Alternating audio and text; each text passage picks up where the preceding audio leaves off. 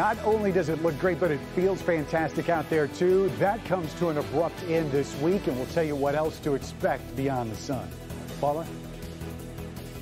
We'll have the latest on the coronavirus and how Metro Airport is being positioned to not only stem the spread of the virus, but also to screen for it. Meantime, all eyes in the political world are in Iowa this evening as Democratic presidential candidates await the results of the Iowa caucus. But first, closing arguments begin in the impeachment trial of President Trump. Live from downtown Detroit, home of WDIV and Click on Detroit, Local 4 News First at 4 starts now. Good afternoon, I'm Karen Drew. First at 4, the impeachment trial of President Donald Trump is nearly at its end. The verdict in the trial should be reached later this week. Today was set aside for closing arguments. Kimberly Gill in the newsroom to bring us up to date on what was said today. Kim. Hi, Karen. Good afternoon. The House impeachment managers have stated their case, and the president's legal team has made their arguments. We saw last week the Senate decided not to call any additional witnesses. The end result, which would be the president's acquittal, appears inevitable, but today's closing argument still needed to be heard. With Supreme Court Chief Justice John Roberts presiding, House impeachment managers made their arguments on the 2 articles of impeachment, abuse of power and obstruction of Congress. The president's team of lawyers argue the president did nothing wrong, certainly nothing that rises to an impeachable offense. They also say the impeachment effort is totally partisan and political, but House managers say the president acted in violation of the Constitution. It is unlikely the arguments today will change any minds, but the 2 sides were passionate in their appeals. Donald Trump has betrayed his oath to protect and defend the Constitution, but it is not too late for us to honor ours, to wield our power to defend our democracy. This was the first totally partisan presidential impeachment in our nation's history, and it should be our last.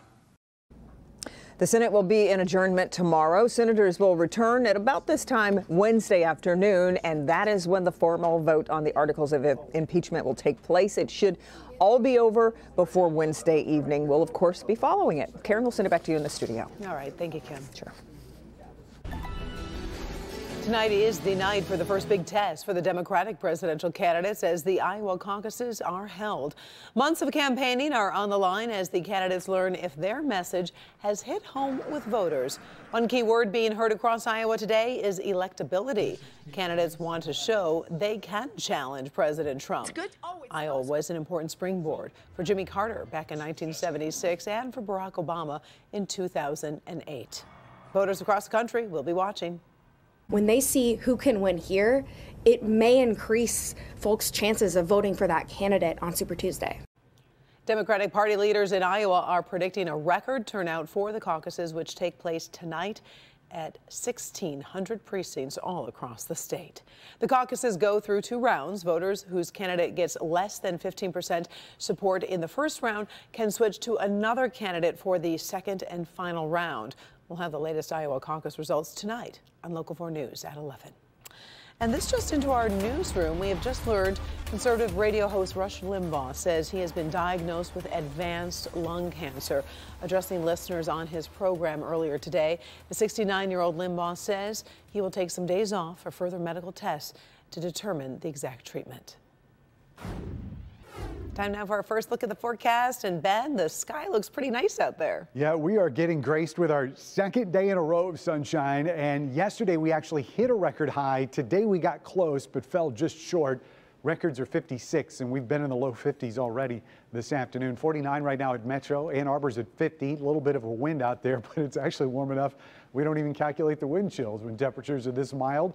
The weather story does look a whole lot different, though, as we get later into the week. Light rain and mix as we go to tomorrow. We'll check out the timing on that. Some single-digit feels on Wednesday morning.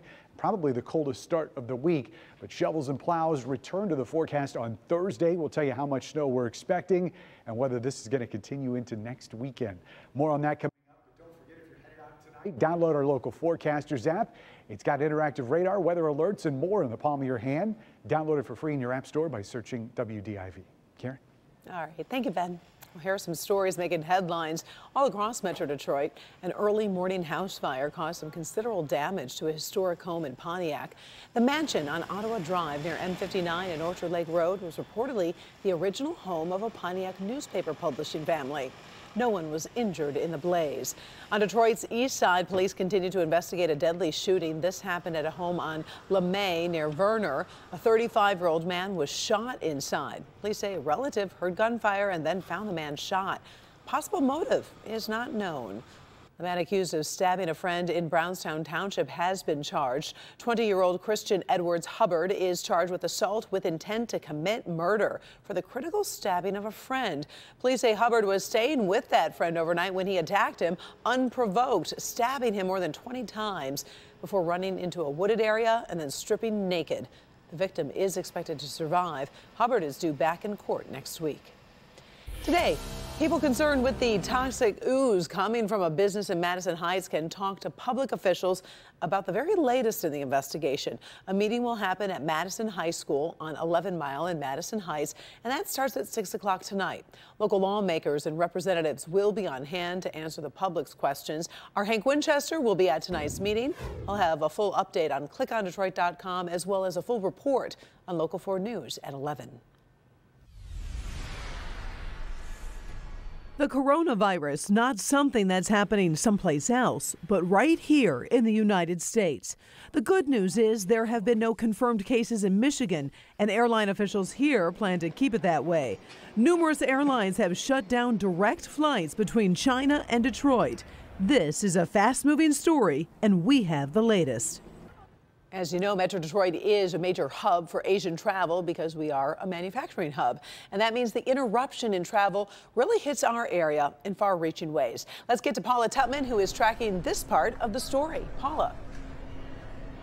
Hi, Karen. Yeah, I really want to put this in perspective for you. So let's just think about, for instance, invasive species, right? We know that microorganisms actually travel on the heels of travelers, in the hulls of boats, as well as the sneezes of people. So the coronavirus is actually no different in that way.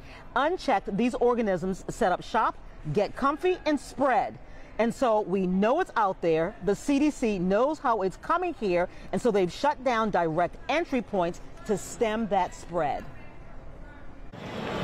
Attention passengers. At both terminals of Metro Airport, some passengers and workers are taking extreme precautions, like 90-year-old Patricia Kirchner, who says the last time she flew, she caught the flu, and the coronavirus is worrisome to her. I've gotten sick on the plane before, too, and ended up in the hospital, so I don't want to do that again. Moving at near lightning speed, it was the CDC that shut down direct air travel between the U.S. and China, with only a few exceptions. The United States now joins 32 other nations, including Canada, which have suspended flights to and from China or severely restricted them. Lack of knowledge of what this virus actually can do and spread, it would be my thought that they would stop air travel. Not only that, the very mask that they use for protection is made in China. Delta, American, and United Airlines have all suspended flights. For all intent and purposes, the U.S. has closed its borders to non-U.S. citizens traveling from China. Those U.S. citizens being evacuated have only 11 points of entry into the country, and Detroit is one of them. Also, any travelers who've been in China within the last 14 days are being screened. This is video from Atlanta of incoming U.S. citizens who've been in China within the last 2 weeks, being screened for potential quarantine. And Detroit Metro, as I said, is one of those 11 funnels for these travelers. I'm concerned about it spreading. If you got the CDC involved in it, then they know just about how fast it's spreading, where it's moving to. Tanya Hill and her partners, Paradise Lagadière, own 18 restaurants and concessions in both terminals at Metro Airport, and they are dependent upon business and tourist travel between the manufacturing hubs of Metro Detroit and anyone entering into China. I would call it a bump in the road. Might curtail some travel. But her bigger immediate concern is her small company, Forever Fresh Disposable Undergarments. Her manufacturer is in China. She travels there frequently to keep those manufacturing channels open. Those channels are now shut. But more importantly, getting there to inspect before they ship.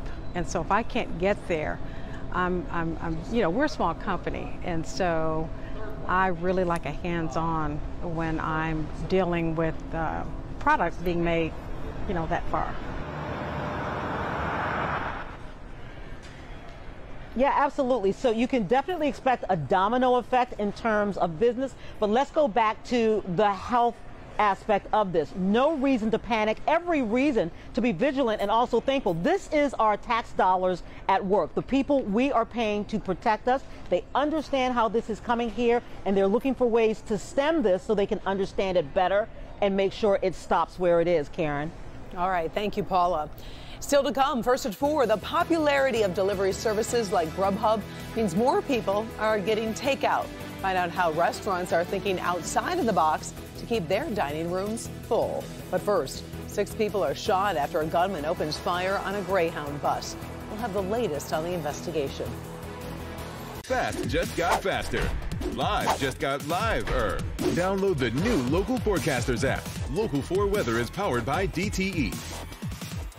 A local baker keeping her granddad's legendary recipes alive. Her pies even requested by stars like Martha Stewart. Tasty Tuesday, 6 a.m.